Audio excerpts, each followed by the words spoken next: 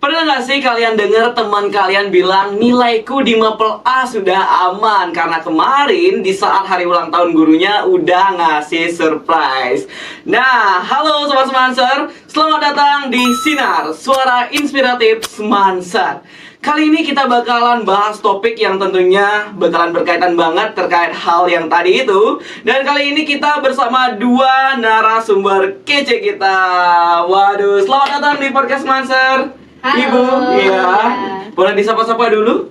Halo, Oke. Sobat Semanser. Baik, narasumber kita yang pertama, ini ada salah satu guru bimbingan konseling di sekolah kita, yaitu Ibu Nikomang Tria Hinduani SPD. Oke, halo. Nah, kemudian ada dari sisi siswa juga. Ini kebetulan ini ada Putri Semanser kita ya. Selamat datang kepada Gusti Aimade Risma Satya Dewi. Waduh. Bersama Ya. saya. Baik, hari ini tentunya kabarnya baik ya. Oh, tentu Iya. saja. Baik. Sekarang gimana? Baik juga ya. Di situasi saat ini tentunya kita harus tetap produktif, bukan begitu Ibu dan Risma? Iya, benar. Betul. Oke, nah ngomong-ngomongin soal hoax tadi, itu pasti berkaitan banget sama gratifikasi dan nepotisme nih.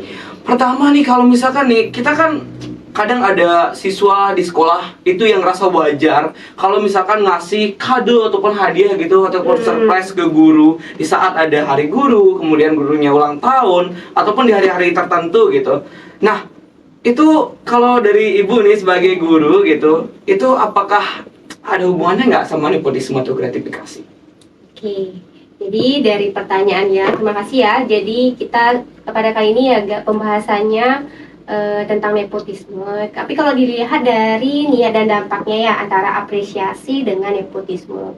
Apabila siswa itu memberikan hadiah ataupun sesuatu itu niatnya memang tulus, itu bisa dikatakan dengan apresiasi. Namun kalau umpamanya dalam pemberian sesuatu itu dengan nominal yang besar, ada niat dan tujuan tertentu yang ingin dicapai, maka itu bisa dikatakan sebagai gratifikasi atau istilahnya nepotisme seperti itu.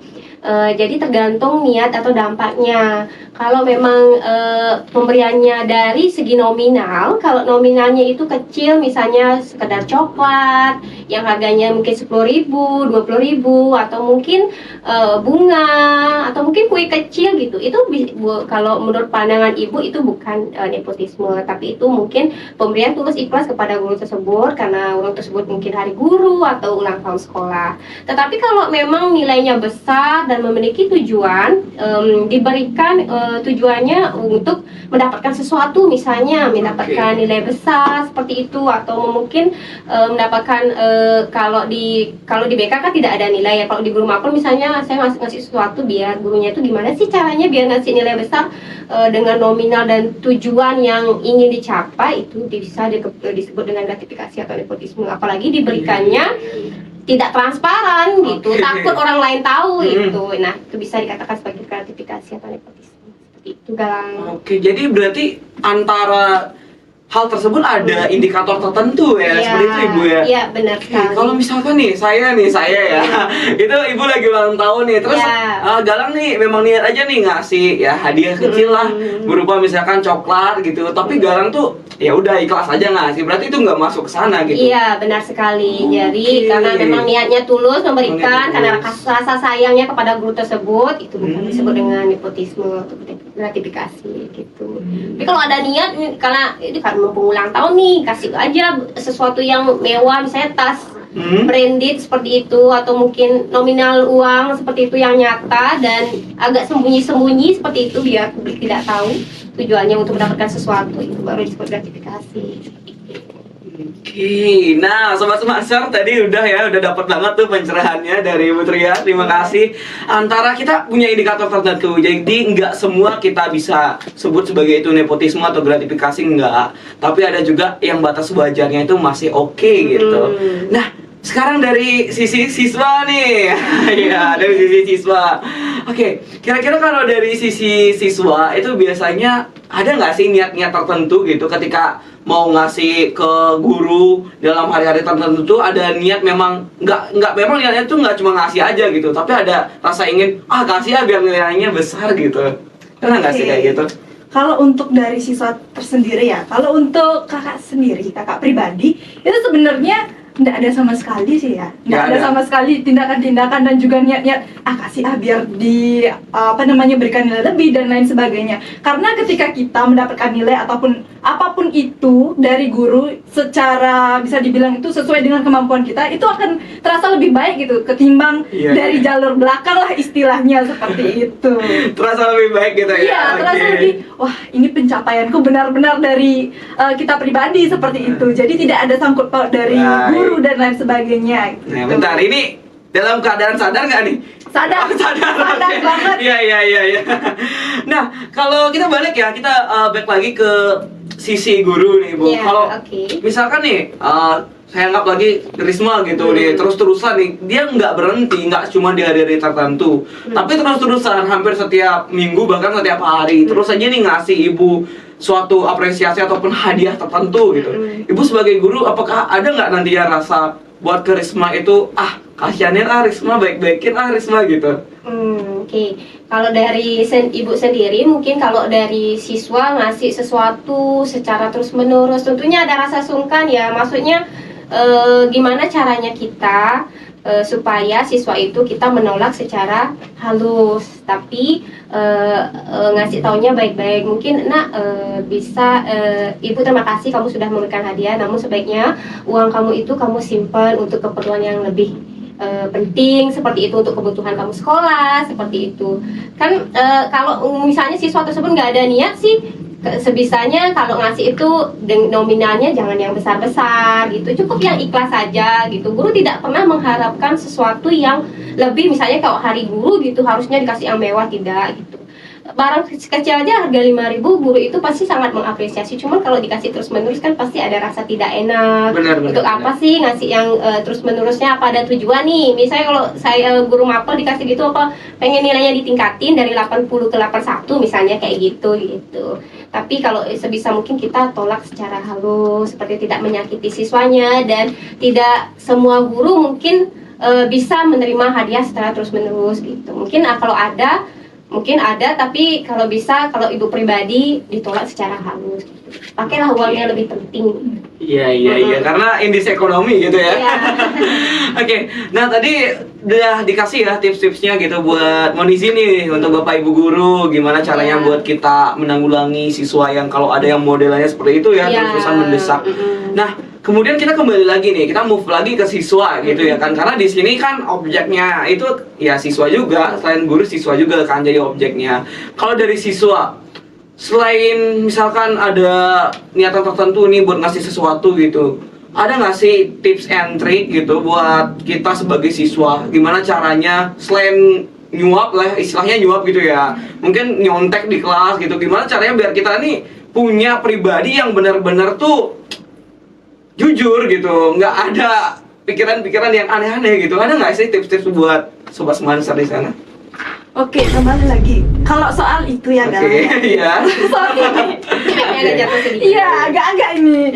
Ada yang main-main gitu. Oke, kalau untuk itu perasaan dan lain sebagainya itu kan sebenarnya kembali lagi ke diri kita sendiri. Seperti itu. Namun pastinya adalah beberapa kalimat-kalimat untuk teman-teman dan juga sobat-sobat semanser. Untuk apa sih ngambil yang namanya jalur belakang kayak gitu? Kalau semisalnya dari diri sendiri, itu pastilah ya, yang namanya setiap orang itu punya kelebihannya masing-masing, kekurangannya masing-masing. Tidak ada orang yang tidak memiliki kelebihannya. Jadi silakan gali sendiri potensinya seperti itu. Gali sendiri potensinya, munculkan sendiri. Mungkin ketika teman-teman merasa kurang di A, itu berarti teman-teman bisa lebih di B. Tidak semua orang bisa memasak sekaligus bisa bagus di sebagai seorang atlet seperti itu. Seorang chef dan seorang atlet itu tidak bisa disamakan seperti itu. Kadangkala tuh juga kita harus menyadari bahwasanya ya setiap orang itu memiliki kemampuan yang berbeda-beda seperti itu. Tidak semua orang memiliki kesamaan. Jadi silakan gali potensinya sedalam-dalamnya, tunjukkan versi terbaiknya. Jadi dengan menunjukkan versi terbaik itu akan lebih memberikan kepuasan yang lebih kepada diri kita seperti itu. Benar banget sih. Tapi yang jadi tantangan kita ya sebenarnya di generasi muda kita sekarang ini juga adalah satu sih, kejujuran. Benar kan? Benar. Iya, Ibu. Dan Risma juga, kejujuran ini bagaikan hal yang agak sulit ya. Dan nah mungkin kalau dari sisi siswa tadi udah juga, dari guru udah, sekarang kita kayak perlu nih membangun ajakan gitu untuk teman-teman di sana, gimana caranya kita akan membangun budaya anti nepotisme, anti gratifikasi. Dan kalau misalkan udah terlanjur ngelakuin itu, nah kalau udah terlanjur kebiasaan seperti itu, apa nih yang bisa kita lakukan gitu? Mungkin dari Ibu boleh? Oke, kalau sudah terlanjur mungkin lebih ke refleksi diri ya. Refleksi gitu. diri, oke. Jadi sesuatu yang kita dapatkan secara instan tentu saja nanti tidak baik seperti Tidak itu. baik. Ada hal-hal yang bisa menjadi penyebab apabila dilakukan gratifikasi seperti itu atau pemberian hadiah secara berlebih gitu. Yang pertama kan bahwa seperti yang dibahas tadi bahwa setiap siswa itu pasti memiliki kemampuannya masing-masing, tidak perlu dengan jalan pintas ngasih sogokan atau apapun itu yang supaya bisa memperoleh sesuatu secara instan. Yang kedua adalah kita tidak memiliki integritas diri jadinya. Bagaimana nanti di kehidupan mendatang di 5 tahun ke depan ketika kuliah, ketika bekerja, tidak memiliki identitas diri, tidak memiliki kepercayaan diri, kita jadinya melakukan sesuatu itu sudah terbiasa dengan bantuan, sudah terbiasa dengan instan tanpa adanya usaha. Benar. Kalau tidak ada kepercayaan diri, nanti gimana nanti melangkah untuk ke depan? Maunya mau grow up atau mau down gitu, kan minta bantuan Benar. terus, orang tua nge-backup, kita juga nge-backup dengan cara-cara yang seperti itu. Lebih baik untuk mungkin kalau ada di antara kita gitu, di sekitar kita ada yang seperti itu, baiknya refleksi diri. Usaha itu perlu kok gitu, semua hal itu perlu ada usaha, dan hasilnya juga mungkin tidak didapatkan langsung seperti itu, mungkin hasilnya bisa langsung ke depan gitu, kita jadinya lebih tahu tentang makna berjuang seperti itu, makna tumbuh dan berkembang gitu. Jangan sesuatu itu diraih secara instan, itu tidak baik gitu. Oke, nah jadi karena sebenarnya memang Ibu ya, kebiasaan itu memang habitnya itu memang harus kita tanamkan dari sekarang. Iya, gitu. benar sekali. Iya, karena seiring berkembangnya waktu nanti, seiring bertumbuh dewasa itu pasti nanti akan semakin sulit kita memberikan pemahaman itu gitu. Jadi buat sobat Semanser, jangan lupa ya apa yang tadi sudah disampaikan oleh narasumber kita. Itu benar-benar relate banget ya sama kehidupan kita. Oke, kita move ke siswa. Gimana nih? Oke, kalau dari Kak sendiri ya, bener apa yang udah disampaikan sama ibunya tadi, kita refleksi lagi ke diri sendiri. Refleksi. Tapi setelah kita refleksi, apakah kita harus terus menyesali hal tersebut? Pastinya tidak ya. Setiap orang itu pasti pernah yang namanya melakukan suatu kesalahan seperti itu. Tapi setelah kita melakukan suatu kesalahan itu, apakah pertanyaannya adalah apakah kita mau berubah atau tetap menyesali itu seperti itu. Jadi setelah kita refleksi, ada baiknya bagaimana kita itu untuk menciptakan suatu perubahan. Oh, dulu saya seperti ini, bagaimana caranya saya untuk berubah menjadi lebih baik lagi seperti itu. Jadi kadang kan orang itu bilang percuma minta maaf kalau masih kayak gitu seperti itu. Percuma direfleksikan kalau masih mengulangi hal yang sama seperti itulah juga. Iya. Jadi maksudnya adalah perubahan. Karena yang abadi kembali lagi adalah perubahan. Nah, aduh kita kasih applause dulu dong. Ini udah mulai ya keluar semua quotes-quotesnya. Oke, tadi kan kita udah sempat nih minta pandangan dari sisi narasumber kita, dari guru tuh, untuk menghadapi gimana caranya ketika ada suatu indikasi nepotisme atau gratifikasi. Dari guru udah ada tuh tipsnya gimana caranya menanggulangi hal tersebut. Tapi kita juga perlu tahu nih Sobat Semanser, kalau hal itu tidak hanya bisa terjadi antara dari siswa ke guru, tapi dari guru ke siswa nih bisa juga gitu ya nggak?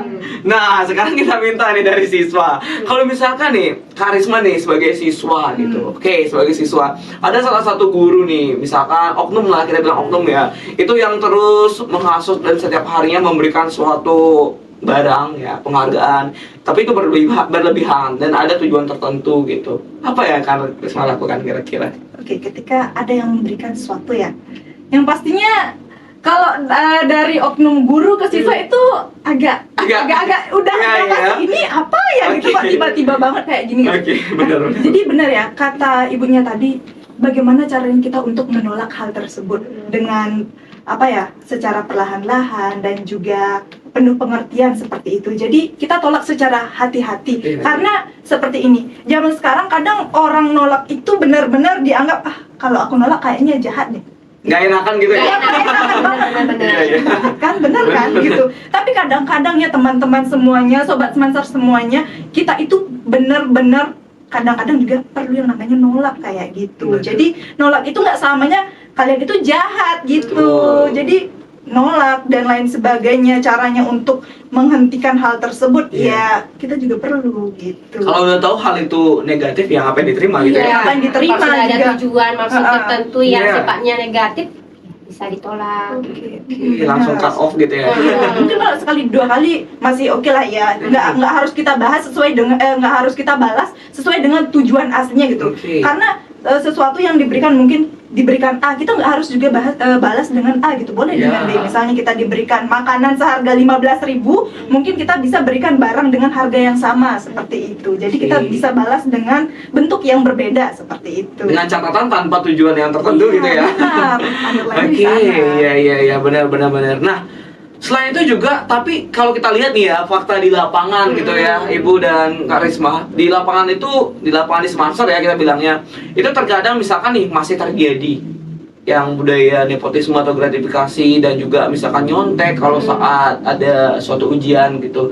Saat ini kan itu masih terjadi. Kira-kira kalau misalkan itu masih terjadi nih, apa sih sebetulnya faktor yang paling menyebabkan itu?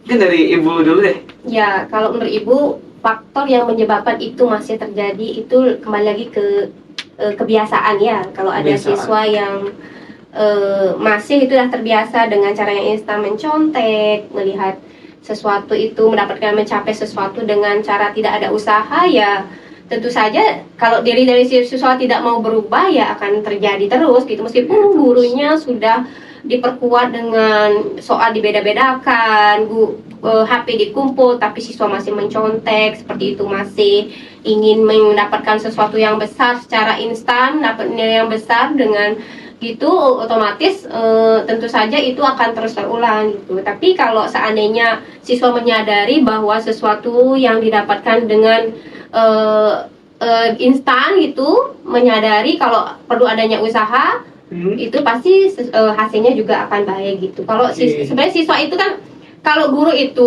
memberikan yang namanya nilai atau pencapaian itu pasti melihat juga tidak hanya pada saat ujian seperti itu. Guru pasti akan melihat bagaimana siswa itu berproses sehari-hari dalam proses pembelajaran, sering bertanya, sering mengungkapkan pendapat, pertanyaan gitu, aktif dalam keseharian, pasti akan guru tersebut memberikan nilai yang besar juga gitu. Tapi kalau cuma sekedar berjuang tetapi berjuangnya tidak murni gitu, dengan hasil mencontek, guru tentu saja tidak tidak sepele itu memberikan nilai, pasti dalam proses belajar juga akan dinilai seperti itu gitu.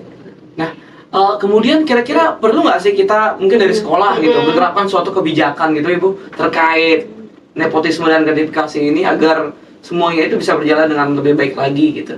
Kalau menurut Ibu perlu sekali ya. Jadi ini perlu kita buat kayak demo gitu, maksudnya di aksi gitu, bahwasanya kita di sekolah itu menerapkan budaya menolak nepotisme, gratifikasi seperti itu.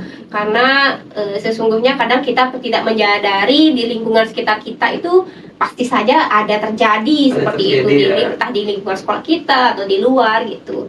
Tapi masyarakat terkadang tidak paham bahwa sesuatu yang dilakukan atau dalam lingkungan pelajar itu dilakukan tidak menyadari bahwa itu adalah suatu gratifikasi atau nepotisme. Mari kita galakkan aksi dalam waktu dekat mungkin agar Semanser ini bersih yang dari namanya nepotisme atau gratifikasi seperti itu. Iya. Nah, ini kan tadi Ibu menyetujui ya adanya kebijakan gitu. Kalau dari siswa nih, kira-kira keberatan nggak kalau ada kebijakan itu? It's okay banget sih ya sebenarnya, nggak apa-apa banget karena justru dari kebijakan itu akan melahirkan suatu persaingan yang sehat di antara siswa seperti persaingan itu. Yang sehat, iya, persaingan yang sehat karena sekarang kan mungkin bisa dibilang si A tuh dapat nilai gede karena dia tuh mencontek, otomatis ada yang namanya kecemburuan sosial lagi kayak gitu. Si A dapat nilai besar karena dia dekat sama guru dan lain sebagainya, pastinya akan menyebabkan kecemburuan sosial dan nanti bakal ada konflik antar siswa gitu. Jadi dari satu permasalahan yang disebut dengan nepotisme itu nyatanya bisa menumbuhkan permasalahan-permasalahan lainnya. Nah, baguslah kalau misalnya ada kebijakan-kebijakan seperti itu gitu. Jadi tidak hanya sekedar menutup satu lubang, tapi lubang-lubang permasalahan yang lainnya juga. Nah, itu dia. Oke, terima kasih ya Ibu. Dan Iya. dari sisi siswa juga, dari Putri Semansar sudah Oke. mewakili suara-suara Semansar gitu ya. Karena sebagai closing kita mungkin kita tadi udah banyak berbincang. Ada nggak sedikit kata-kata closing statement, baik itu ajakan atau enggak suatu motivasi gitu buat sobat Semansar yang menyaksikan podcast ini terkait nepotisme dan gratifikasi? Boleh dari siapa dulu? Dari Iya. tadi udah dari Ibu. Iya. Iya, sekarang dari siswa ya. Ya, dari siswa dulu.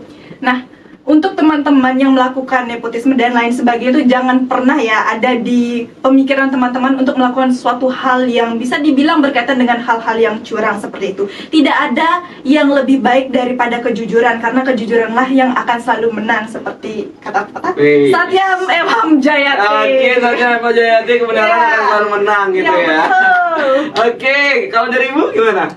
Kalau dari Ibu mungkin stop gratifikasi, berjuang lebih baik itu. Iya. Singkat saja ya. Singkat saja, yang penting langsung nyata Iya, gitu ya. benar-benar. Oke, baiklah, terima kasih sudah hadir di podcast Semansar kali ini yang sangat seru banget ya episode kali ini. Dan jangan lupa sobat Semansar, stop nepotisme, stop gratifikasi. Mari wujudkan bersama ekosistem yang berakhlak, akuntabel dan juga transparan. Baiklah, Iya. terima kasih. Saya Galang Okta sebagai host pamit undur diri. Sampai jumpa di kesempatan berikutnya. Bye bye. Bye bye.